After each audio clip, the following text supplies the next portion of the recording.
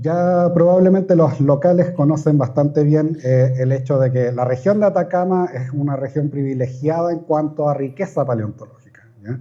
Tenemos una gran abundancia no solamente de fósiles, sino que de sitios fosilíferos y de edades registradas a lo largo de toda la región. Estos que ven aquí son mapas generados del diagnóstico de la corporación, que nos muestran un poco el tipo de lugares, los lugares donde hay fósiles, y como pueden ver en las burbujitas, ejemplos de esos ambientes y los animales que vivían en ellos, o las plantas también que podían estar presentes. En ese sentido, y en cuanto a concentración de datos, sabemos que cada una de las 3 provincias de la región cuenta con un lugar específico que es el más rico, ¿ya? Y como decíamos entonces, cada una de las provincias tiene un lugar particularmente rico que vale la pena destacar, ¿ya? En el caso, por ejemplo, de la provincia de Chañaral, tenemos los sitios ubicados en torno a la zona de Quebrada del Asiento, fósiles del Jurásico, principalmente invertebrados, mientras que en el sur, en la provincia del Huasco, es la zona del Tránsito, Pinte, la que destaca con fósiles también marinos de la época Jurásica. Pero por supuesto, para la provincia de Copiapó, el lugar más importante por lejos es lo que corresponde a toda la zona de Caldera. En particular, todo el área inmediatamente junto al centro urbano de Caldera. Y esa es una peculiaridad que tiene este sitio, y es que está realmente junto a nosotros, ¿ya? Es parte de la vida diaria de los vecinos de la comuna. Este tipo de localidades nos dan una ventanita a distintos periodos de tiempo en la región, y eso es lo que podemos observar acá. Esto no estaba conectado, ¿verdad? Durante millones de años, entonces, hemos podido ver distintos registros de fósiles antes de los dinosaurios, durante la era de los dinosaurios y posterior a ella. Hay fósiles en la región que nos permiten contar la historia de la vida en la Tierra con una mirada local, ¿ya? Viéndola desde la región de Atacama. Eso es una singularidad de esta región que no se repite en todo Chile, ¿ya? Si ustedes lo revisan, básicamente la única otra región con este grado de cobertura es la región de Antofagasta hoy en día, mientras que la gran mayoría de las otras tienen más vacíos en estos intermedios cronológicos. Y en nuestro caso, lo que hemos estado conversando y vamos a seguir conversando corresponde a esto, el Cenozoico, la época de los mamíferos, y que concentra en específico el registro de la formación bahía inglesa en Caldera en un periodo que conocemos como neógeno. Este intervalo de tiempo es bastante largo, tiene entre 20 y 5 millones de años aproximadamente, pero los fósiles que nosotros encontramos en la zona de Caldera en realidad se focalizan en torno a los 7 millones de años, que es algo que hemos estado discutiendo en estos días, que la gran mayoría de los fósiles que estamos reconociendo tienen ese tipo de antigüedad, ¿ya? Pese a que la formación tiene aún más edades. En ese aspecto también vale la pena ver qué otras localidades de esta época hay a lo largo de la región, y si nos fijamos en el mapa con los puntitos, está súper concentrado en torno a Caldera, ¿ya? El único otro lugar dentro de la región donde hay un buen registro ya es hacia la zona de Freirina, en particular cerca de lo que es Chañaral de Aceituno, donde también tenemos formaciones equivalentes, pero no es bahía inglesa. Aquí podemos ver más o menos la distribución de estas rocas sedimentarias de formación bahía inglesa. Esto es un aproximado, por supuesto, parte del debate que hoy en día estamos teniendo es cuáles son los límites de esto, hasta dónde llega, qué tan rica es. Y pueden ver entonces cómo calzan realmente estos dos elementos, ¿ya? Y ahí cabe la pena aclarar, cuando nosotros hablamos de formación bahía inglesa, se refiere a un término geológico, ¿ya? La palabra formación en geología describe un conjunto de sedimentos o capas estratificadas que comparten ciertas características particulares, ¿ya? En este caso, tipo de sedimento y antigüedad, por ejemplo. Y en ese sentido, entonces, estamos hablando del área de donde salen fósiles, si lo quieren simplificar para los términos del resto de la charla. En geología es un poco más complicado, pero eso es a grandes rasgos. Así que eso es lo que estamos mencionando en este momento, que es esa unidad de roca que tiene ya un tiempo de ser conocida, 40 años celebrando ahora. Por supuesto, el lugar más famoso acá en la comuna para conocer más sobre este sitio es el Parque Paleontológico Los Deos, un lugar que fue inicialmente estableció por la comunidad, gracias a trabajo local, gracias a trabajo de ex artesanos que colectaban fósiles y que impulsan esta iniciativa de crear un área protegida, que fue acogida por el municipio, que trabajó también de la mano con la comunidad para hacer este proceso, y que hoy en día Cian Atacama ayuda a mantener. Pero no es solamente este tipo de lugares, Caldera está realmente construida encima de fósiles. Esta es una imagen de unas obras en construcción del equipo de la consultora Terium, que ahí después Pablo nos puede conversar un poco más. Y este tipo de situaciones son usuales dentro de nuestra planta urbana. Se va a hacer un alcantarillado, se va a poner una casa, se hace un hoyo, fósiles. ¿Ya? Y eso es bastante frecuente porque toda la planta urbana de Caldera, Bahía, están sobre estos sedimentos. Así que esta parte del proceso es muy importante, mantener monitoreo y saber que se requiere trabajo con paleontólogos para poder mejorar nuestro conocimiento al respecto. Por supuesto, también hay sitios clásicos, como el caso de Cerro Ballena, que es la gran localidad que se encontraba a la salida norte de la carretera. Buena parte de los invitados en el proyecto actual son ex participantes de este proyecto inicial. Jorge Vélez estuvo en terreno en esta ocasión, nos contaba mientras escribía la tesis de doctorado, así que eso es uno de los ejemplos de cómo estos trabajos conectan directamente no solamente con la historia, sino que con la formación académica de científicos a lo largo del tiempo. También es el caso de Anita también trabajó aquí y fue un paso importante en su carrera. Hoy en día estas ballenas, buena parte de ellas siguen almacenadas en la estación. Cian está trabajando para buscar alternativas para poder moverlas a zonas más seguras en el corto plazo, pero dadas las condiciones actuales es difícil de poderlo proyectar en el corto plazo. Lamentablemente estos son procesos mucho más lentos de lo que uno quisiera muchas veces. Pero la información está y los datos han sido publicados en forma preliminar. Hoy ese mismo punto ya es carretera y ustedes pueden pasar por ahí todos los días si van en dirección norte. Aquí vemos una pequeña cronología de lo que ocurrió en Atacama en este tiempo y hay varios hitos de la historia de nuestra región en paleontología que relatan con Caldera y Bahía Inglesa. Por ejemplo, el paso de Darwin, que ya nos mencionaba Pablo, que es uno de los primeros en mencionar fósiles acá en la zona en la literatura científica, así que él ya había hecho mención de esto. También está el caso de la descripción de formación Bahía Inglesa por Mario Rojo en 1985, que es el hito que estamos hoy conmemorando con estos eventos, que por cierto queremos que el resto de lo que queda del año sigamos conectando con esa fecha especial, así que es parte solamente esto de otras actividades que queremos seguir manteniendo. O también el caso de, ese me equivoqué, Cerro Ballena en el 2010, que fue un hito mediático, pero también que ayudó a esto de conectarnos con comunidades internacionales que tenían interés de estudiar la zona, y finalmente el 21, que para nosotros es de particular importancia porque tiene como efeméride la fundación de la Corporación Paleontológica, que hoy en día está a cargo del parque y de la supervigilancia de lo que está ocurriendo con los fósiles. Y desde luego los fósiles de Bahía Inglesa son variados y muy distintivos. No todos los lugares en Bahía Inglesa son como Cerro Ballena, eso la mayoría de los locales lo saben. En las casas no siempre sale una ballena entera, muchas veces sale solo un diente de tiburón. Los más afortunados a veces podrán haber visto un diente de megalodón en terreno, pero eso no es siempre lo usual. Por supuesto, cosas como los dientes de megalodón son muy llamativas, son dientes enormes de un depredador extinto, pero fósiles pequeños como este, un húmero en este caso de Australofoca, una foca enana que vivía aquí en la zona, también son de importancia y son muy informativos sobre lo que estaba ocurriendo en el pasado. Así que todos estos fósiles nos informan sobre cómo era el mar en aquel entonces. Y ciertamente uno de los fósiles destacados en este mismo plano es el caso de Pelagornis.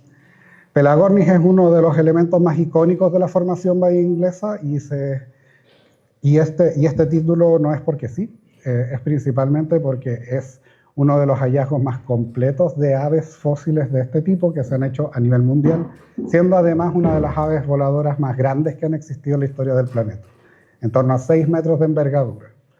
Esta fotografía ni siquiera es el fósil original, este es un calco del cráneo original que tiene el Museo de Caldera. Los fósiles hoy están en el Museo Nacional de Historia Natural en Santiago y fueron retornados después de haber salido del país como parte de la venta de fósiles, pero fueron retornados en el proceso de estudio a Chile. Así que hoy en día esto es material que existe en nuestro país. ¿Qué hace tan singular a este animal y por qué también es un ícono para nosotros de la paleontología? Múltiples razones, pero su anatomía es bien singular. Como habrán notado también, es el logo de la Corporación Cian Atacama. Lo más llamativo del hocico, por ejemplo, son estas especies de dientes que vemos en la boca. Todas las aves vivientes son desdentadas, es decir, no tienen dientes verdaderos, ninguna, ni siquiera esta. Siempre son otro tipo de estructuras. Los patos, por ejemplo, habrá gente que haya visto un ganso, un patito de cerca y ha visto que tienen como aserraciones en el borde del piquito. Bueno, eso solamente es parte de la queratina del pico, ¿ya? No es ni siquiera una marca que esté en los huesos. Por lo tanto, no corresponde a dientes. Y en este caso es al revés, está en el hueso. No sabemos muy bien cómo era la estructura externa porque no tenemos la queratina que lo recubre. Pero son estas puntas las que distinguen al grupo y le dan el nombre en inglés de pseudodonturns, que puede ser traducido algo así como de dientes falsos, ¿ya?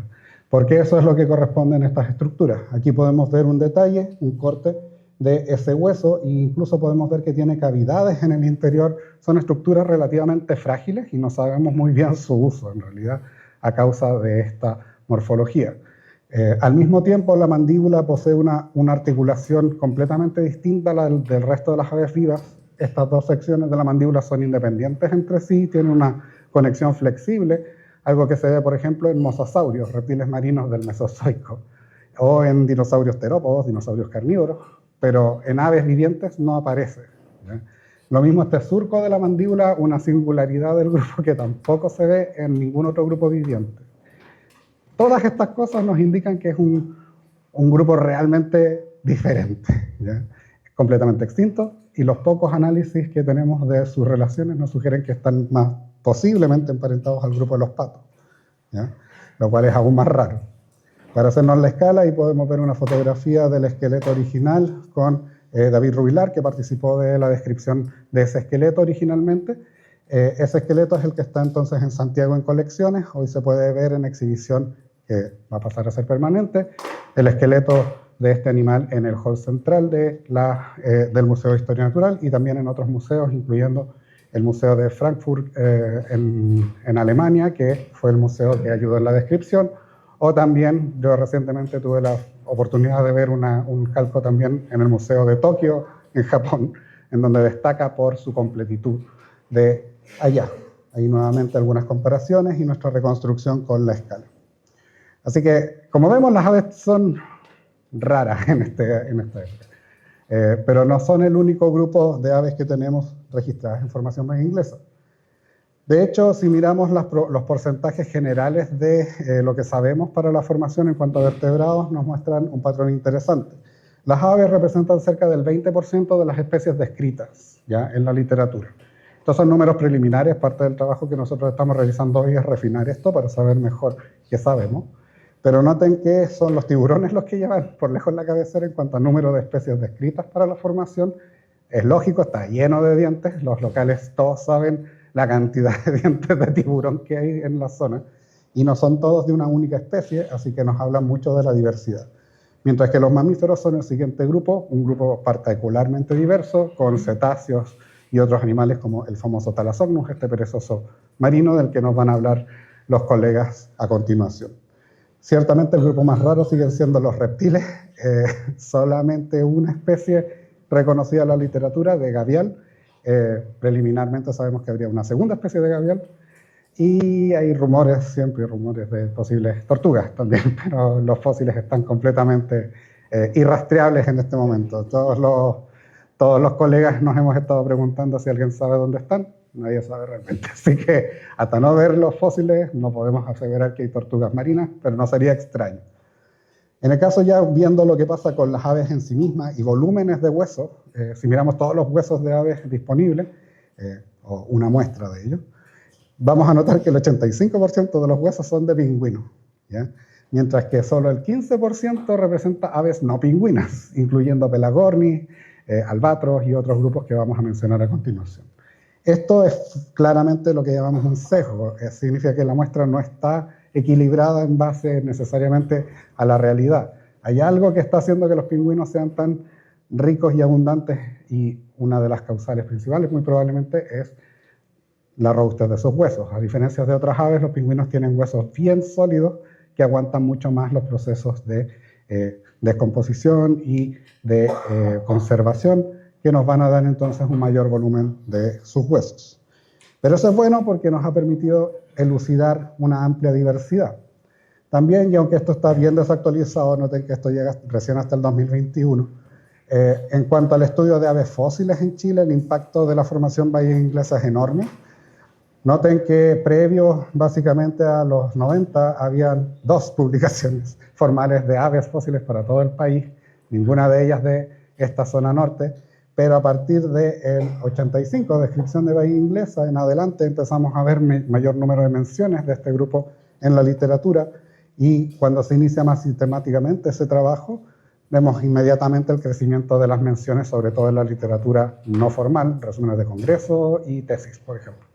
Así que eso es súper interesante porque ha sido un impacto muy directo en el caso de qué sabemos de este grupo de organismos, ¿ya? Pero ¿qué nos dicen estos fósiles? Muchas cosas, pero la diversidad de animales que hoy tenemos registrada es bien grande, ¿ya? En el caso de los pingüinos, que son el grupo del cual tenemos más huesitos, podemos identificar ya múltiples especies presentes en la formación. Tenemos 2 pingüinos grandes que corresponden al pingüino de pico largo y el pingüino de Urbina, Phoeniscus megarrhamphus y urbinae, 2 especies descritas originalmente en Perú, pero que también están presentes en Chile. Estas son fotografías de material de bahía inglesa. Noten que estas se diferencian principalmente por la forma del piquito. En este caso es largo y estrecho, en este caso es un poco más corto, pero muy ancho hacia la parte de atrás, más robusto y más curvo en vista lateral. Fíjense en la concavidad de arriba, mientras que en el otro es recto. Estos son parientes del pingüino de Humboldt, que es el único pingüino que habita en nuestras costas hoy. Ocasionalmente ustedes lo verán dando vueltas por la bahía o en otras playas de acá de la región. Vean la comparación, sin embargo, de tamaño, es alrededor de 1/3 más grande que las formas actuales, estos 2 especies fósiles. Junto con ellos también hay otros géneros de pingüinos, es decir, otros representantes de otros grupos de pingüinos, incluyendo el pingüino de caldera, muy peculiar, Pygocelis calderensis. Esa es una especie que también estamos destacando. Entre las chapitas nuevas, ahí pueden sacar la de este animal. Fue la primera especie en que colaboré en la descripción y corresponde a un pingüino emparentado con los pingüinos antárticos, ¿ya? A diferencia de los demás, que son pingüinos más tropicales, más emparentados con el de Humboldt o el de las Galápagos, estos son pingüinos emparentados con animales que hoy viven en islas subantárticas, ¿ya? Y que estaban presentes acá en el norte de Chile en un momento en que era aún más cálido que hoy en día. Eso es de particular interés porque refuerza algo que sabemos a partir del registro fósil, y es que los pingüinos se adaptan al frío después, ¿ya? Esta concepción del pingüino antártico arriba del hielito, el chiliwili, eso es nuevo en la evolución del pingüino, ¿ya? No es una cuestión que existió todo el tiempo, sino que es una cosa que tiene que ver también con que ese clima frío antártico es algo también más reciente, ¿ya? Por otro lado, también hay un pequeño pingüinito conocido a partir de cráneos, principalmente, solo uno descrito a la fecha, pero hay más materiales en colecciones, que es el pingüino más pequeño de la formación, más pequeñito incluso que el pingüino de Humboldt actual. Y posiblemente sería una forma enana de este mismo tipo de pingüinos, o podría estar emparentado con el pingüino azul de Nueva Zelanda, que es el pingüino más pequeño que tenemos en la actualidad. Muy poco de este animal se conoce en el registro, pero ya ha sido mencionado en la literatura, así que eso es más o menos lo que sabemos que hay, sí o sí, sobre todo en lo que es el Parque Los Dedos, en lo que llamamos el Bombat, la capa de huesos que concentra la mayor parte de los fósiles. Tengo que mencionar también, ahora que hablamos de los pingüinos, un caso singular que probablemente muchos de ustedes no han escuchado. Resulta que hay una otra especie del género Phoeniscus que fue descrita para bahía inglesa, y de hecho no solo descrita para, sino que descrita como propia de bahía inglesa, con materiales salidos de acá de la región. Y esa es la especie que tenemos acá, el pingüino inglés, le podríamos traducir, que es Phenicus anglicus, descrito por Benson el año 2015 a partir de este cráneo. Eso ha sido un problema serio. Aquí están los cráneos al mismo tamaño entre sí. Estas son las otras especies conocidas, el pingüino de caldera, el de pico largo y el de Urbina, versus un pingüino de Humboldt. Y no sé ustedes, pero si ustedes miran eso y esto, no sé si hay muchas diferencias reales entre esos tres. Y la realidad es que incluso entre estas dos especies, para las cuales tenemos esqueletos completos en Perú, no hay mucha diferencia en esta parte del cráneo. No es una parte que cambia sustantivamente ni con cambios estables. Describir una especie solo a partir de este cráneo no es muy útil. Esta especie muy seguramente puede ser declarada nomen dubium, que quiere decir un nombre dudable y que no debiese ser válido, ¿ya? Peor aún, este material fue descrito a partir de material que se encuentra hoy en colecciones en Estados Unidos y que fue comprado en el mercado internacional, ¿ya? Esto es un problema también porque significa que el material tipo, el espécimen con el cual se describió esto, no está accesible acá en Chile, ¿ya? Y si bien hay una descripción en trabajo científico, es bien complejo esto de tener estos materiales fuera del país. Y es solo uno de muchos materiales que llegaron a salir del país, ¿ya? Hasta la fecha todavía sabemos que la gente local nos han contado muchas veces el tipo de fósiles que ellos vieron salir. Muchos de esos fósiles nunca han sido publicados. Eventualmente, puede que en unos años, cuando el coleccionista que lo tiene en su casa se muera y la familia quiera deshacerse de esas cosas, terminen llegando a algún museo y de pronto nos vamos a enterar de que había un cráneo espectacular de alguna cosa y que nadie había visto antes porque estaba cerrado bajo llave en el cuarto de algún caballero en algún lugar del mundo.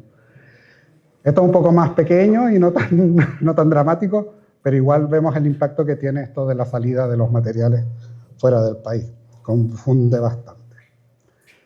Hay una última especie de pingüino que vale mencionar que ha sido descrita para la formación bahía inglesa, que corresponde a Pygocelis grandis, que menciono en forma separada porque mientras todos los otros eran de la época en donde tenemos el Bombet, es decir, el Mioceno, unos 7 millones de años, esta es la única especie propia de las edades más jóvenes, unos 3 a 5 millones de años, y que, como podemos ver, fue descrita con un esqueleto parcial. Ahí vemos las partes del esqueleto que eran parte del original, y que desde entonces se han encontrado más y más huesos. Las colecciones en Chile, tanto aquí en Caldera como en Santiago, tienen más especímenes de este animal que nos han permitido ver que en realidad, si bien fue descrito como Pygocelis grandis, este animal está más emparentado con los pingüinos antárticos de gran tamaño, es decir, el emperador y el rey, ¿ya?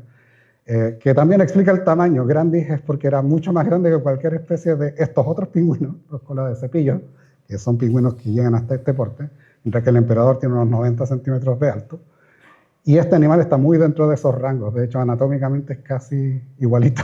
Es muy parecido a las formas vivientes. Así que, aún en climas más cálidos, todavía, de nuevo, tenemos un pingüino que hoy en día vive mucho más asociado a zonas subantárticas, viviendo acá en el norte de Chile, en nuestras costas, en ese periodo. Así que sigue siendo de particular interés saber cómo lo hacían y cómo eso ha modificado sus adaptaciones a través del tiempo. Bueno, no solo pingüinos tiene la formación, también otras aves no pingüinas, como decíamos, han sido identificadas, aunque no son muchas. Por un lado, Procelaviformes, el grupo de los petreles y albatros está bien registrado, aunque su taxonomía, es decir, las clasificaciones, todavía un poquito en el aire. Recientemente, una alumna de la Universidad de Chile de Magíster terminó una tesis revisando muchos de los cráneos disponibles y encontró una alta diversidad de especies presentes en la formación, y esperamos pronto eso salga a la luz en una publicación. De momento en la literatura tenemos mencionados este animalito, Paquiptila, el petrel paloma, que todavía tiene representantes. Ese es un cráneo muy chiquitito, más o menos unos 3-4 centímetros de largo, siendo solo la parte posterior del cráneo, pero muy distintivo. Son petreles chiquititos que se alimentan principalmente de krill, van en la superficie del agua y lo sacan por filtración de la superficie. Tenemos también fardelas, uno de los petreles más comunes en nuestra costa, al menos una forma de ardena, también a través de cráneos, y albatros de distintos tipos, pero muy probablemente asociables al género más común hoy acá en la costa de Chile, Talasarque, el albatros de cejas negras, por ejemplo, es miembro de este grupo. Así que albatros también hay una diversidad que está ahí por ser descubierta. Hay al menos dos, hay uno del tamaño también de un albatros, está cerca de un errante, ya que son los más grandes, 3 metros de envergadura. Estos son albatros chicos de 2 metros de envergadura, ¿ya? Por otro lado, también tenemos aves más costeras, como por ejemplo el caso de los cormoranes. Guanay, el mismo que hoy en día tenemos, o una forma muy similar, está identificado a partir de algunos pocos huesos, por ejemplo ese fémur que tenemos ahí, no tiene ninguna diferencia significativa con la forma actual y es del mismo rango de tamaño. En Perú también, en localidades similares, también se ha asignado material al mismo animal, y este, que es el cormorán más común en la actualidad en la costa chilena del norte de Chile, aunque no es necesariamente el que vemos más. Si alguien se acuerda de hace un par de años, cuando venían estas bandadas muy grandes de aves a la costa y a veces sacaban a los pescados hacia la playa, muchas veces era guanay, ¿ya? Este mismo cormorán. Por otro lado, también está el cormorán neógeno, el cormorán extinto de estas formaciones, que podemos asociar más al género Poikilocarbo, que es el género del lile, el otro cormorán, este gris de patitas rojas que tenemos en la costa. Más chiquitito, más grácil, y que normalmente es mucho más solitario. Esos no forman grandes bandadas como los que vemos en el caso del guanay. También tenemos piqueros, una forma más grande que los piqueros actuales, que se llama piquero de Figueroa. Sula figueroa es descrito originalmente en Perú también. Y tenemos evidencia de un piquero chiquitito, el piquero enano del Perú y de Chile, que se le llama Sula sulita, porque es el más chiquitito.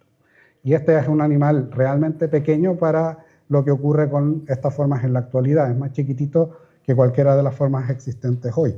Interesantemente, los fósiles con los que se describió en Perú son pedacitos del ala. Acá en Chile tenemos el cráneo. Está el cráneo bastante completo. No juntan las piezas, pero hay pico y hay parte del cráneo, del neurocráneo. Así que es bien interesante y esperamos que eso se pueda publicar pronto. Finalmente, también hay algunas otras aves en el registro que están conocidas por huesos únicos, pero que no sabemos muy bien más detalles de momento porque no han sido adecuadamente estudiadas. Por ejemplo, tenemos este tarso metatarso, un hueso del pie de un pato, es claramente un pato, que salió de acá de la formación bahía inglesa, que está bajo estudio por el equipo de Jonathan Alarcón de la Universidad de Chile, hace ya un buen tiempo, así que vamos a preguntar qué pasa con eso para ver si es que tiene nombre. Preliminarmente se le asocia con este tipo de patos el pato a vapor o quetru del sur de Chile, que son patos marinos, son patos que viven principalmente en el mar, y algunos incluyen formas no voladoras, así que es posible que esté asociado con esto. De hecho, en el registro fósil argentino, marino de épocas similares, también hay patos. Así que, y del mismo tipo de patos, así que podría también ser un pariente de esas formas. Por otro lado, este único huesito, que aquí parece grande, pero la verdad es que el hueso original es como de este porte, sería la única evidencia posible de gaviotas o gaviotines en la formación. Resulta que la gaviota que ustedes están viendo constantemente acá en la costa, parece que son animales que llegaron más recientemente a la costa sudamericana, y además se volvieron solo dominantes en los últimos millones de años. Hay poco registro en las formaciones más antiguas, no solo en Chile, sino que también en Perú, y eso complejiza bastante nuestra interpretación de qué pasa con estos animales, que hoy son bien protagónicos en los ensambles de la costa, pero no siempre estuvieron aquí como un elemento dominante.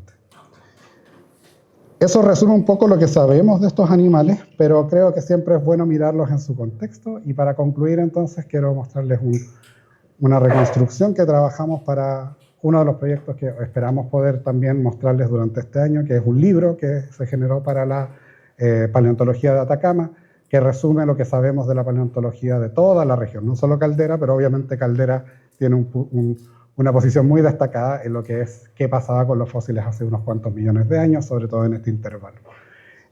Por supuesto, el protagonista en la imagen a nivel de aves, o lo más llamativo, va a ser el Pelagornis, este animal enorme que podía ser un planeador de unos 6 metros entonces que habitaba nuestra costa. Pelagornítidos, este grupo de aves han sido encontrados en muchas partes del mundo, pero suelen ser raros. Comparativamente, en Bahía Inglesa no es un animal muy raro, hay harto material de distintas localidades. Eso nos llama bastante la atención y podría llegar a indicar incluso que podría ser zonas más de nidificación, pero no tenemos mucho detalle, no hemos encontrado pollitos de este animal nunca en ninguna parte. Si los encontramos, sería bastante importante para nosotros, así que es parte de lo que hay que seguir buscando. También podemos ver en la misma reconstrucción piqueros, estas aves que se lanzan en la costa. Las últimas meses hemos visto grandes bandadas de piqueros dando vueltas acá en Caldera, y estos están en nuestra costa al menos desde hace unos 7 millones de años, probablemente mucho antes, y formas muy parecidas a las modernas. Como sabemos, estos son animales que vuelan sobre el agua y cuando ven los peces ahí abajo, se lanzan. También tenemos albatros, ya se los mencionábamos, estos albatros de tamaño mediano, comparado con un pelagornis, son aves pequeñitas, pero son animales bien grandes entre las aves marinas modernas. O también los petreles palomas, en este caso, que podemos ver aquí dando vueltas en superficie del mar. Lo que hacen los piqueros entonces es precisamente esto, son animales capaces de lanzarse desde las alturas y lo que están tratando de agarrar es esto, son los grandes cardúmenes de peces que se encuentran bajo la superficie.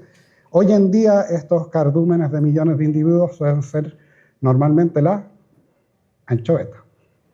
Pero el registro fósil, como vamos a ver probablemente con Pablo, nos muestra principalmente sardinas en este intervalo de tiempo, que es precisamente lo que ocurre durante épocas de el Niño, ¿ya? El ciclo niño y niña, que van cambiando la temperatura oceánica, y el Niño corresponde al cálido, es poco favorable para la anchoveta, no vemos muchas, y empieza a subir la sardina. Y en este periodo en donde tenemos unas condiciones más cálidas estables, no es extraño entonces que sea la sardina la que domine, y es el pilar de este ecosistema. Por supuesto, no solo los piqueros pueden aprovechar esto, también lo hacen las focas, que son un elemento que Anita nos va a poder mostrar en más detalle. Y son precisamente estas las faunas que conviven con animales como el megalodón, que por supuesto no es un depredador de anchoas ni de sardinas, sino que es un animal más interesado en las ballenas. Una singularidad de nosotros es precisamente tener esta gran cantidad de diversidad intercalada también con animales como estos pingüinos que ya mencionábamos, que son un elemento importante en la formación. Ahí podemos ver toda la imagen como en su conjunto y nos da una idea entonces de cómo eran estas dinámicas en el mar abierto, que es lo que hoy en día está mejor representado en el registro específicamente del Parque Paleontológico Los Deos, donde parece que estamos viendo comunidades de mar profundo, principalmente. Profundo. No estamos hablando de 200 metros necesariamente, pero sí es lo que nos está llegando desde las partes más profundas del sistema.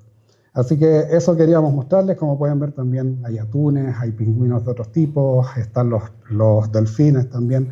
La comunidad que estamos pudiendo imaginar hoy en cuanto a que existía en Bahía cada vez está agarrando más claridad. Y es parte del trabajo colectivo que hoy estamos impulsando con esta iniciativa de generar una publicación de síntesis.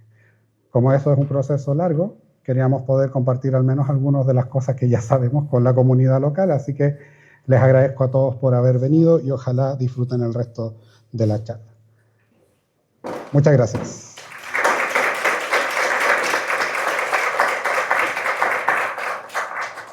Le damos las gracias entonces a nuestro expositor y como tenemos poquito tiempo vamos a dejar espacio para 2 preguntas. No sé si hay consultas en el público para que aprovechemos al tiro de... Por favor. Un comentario excelente y una pregunta. El Lagones chilensis es la única ave fósil que ha vuelto a volar. Se fue a la Europa y después regresó acá. Antecedente, en la década del 90 se registró en ese turno la presencia del pingüino azul. Hubiera sido muy interesante saber cómo llegó a estas costas, miles de millas. Seguramente, aprovechando las corrientes marinas, y siguiendo algún elemento, algún alimento. Segundo antecedente, usted mencionó el petrel. Hay un ave que se llama yuco y mucho tiempo se habló del pato yuco, pero resulta que no tiene pico de pato ni tiene patas de pato. Se está estudiando y es más semejante a un petrel, como usted lo mencionó ahí. Y es bien interesante porque es como el labor perdido entre las aves que vuelan y las que no vuelan, como el pingüino, el cormorán, porque hay registro de que pasa el 90% en el mar y se acercan a las islas o islotes a anidar, ¿verdad? Pero tiene un pequeño vuelo que se ha detectado entre 30 y 100 metros. Uno dice que es un salto, pero no es un salto, es un vuelo. No más allá de 100 metros de vuelo. Es como el labor entre las aves y otras. Y la segunda, profesor, es, estoy hablando del porcentaje, la mayor cantidad de arrestos son de aves. ¿Por qué? Y pareciera ser que los mamíferos menos. Súper, muchas gracias. Sí, en el caso específico de lo del yuco, por ejemplo, es un petrel, efectivamente. El nombre común que se le ha dado ha sido pato yuco, similar a lo que pasa con el yeco, que a veces la gente dice pato o yeco y no son patos.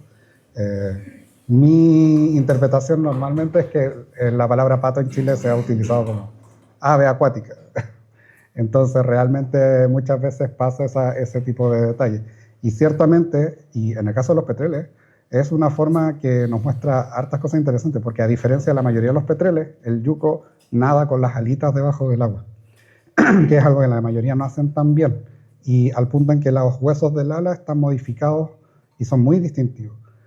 Tristemente todavía no tenemos fósiles de ellos acá, sé que hay en mejillones, pero son mucho más recientes, son de la edad del hielo, así que va a ser interesante seguir buscando ese tipo de fósiles.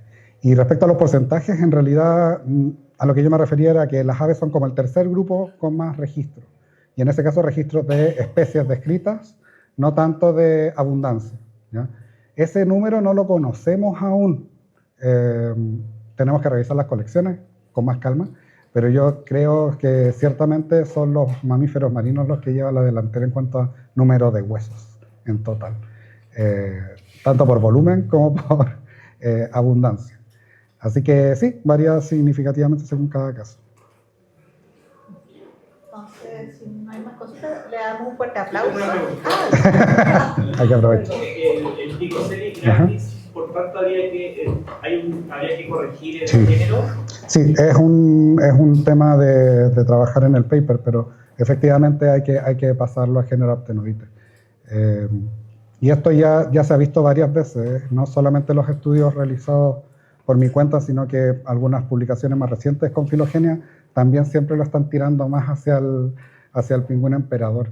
Y como ahora sabemos que en colección hay un esqueleto casi completo, mucho más completo que el original. Tiene hasta el pico.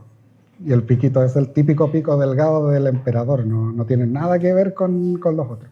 Así que sí, va a ser un cambio fácil, pero requiere trabajo de descripción. Muchas gracias, le damos un fuerte aplauso. Gracias.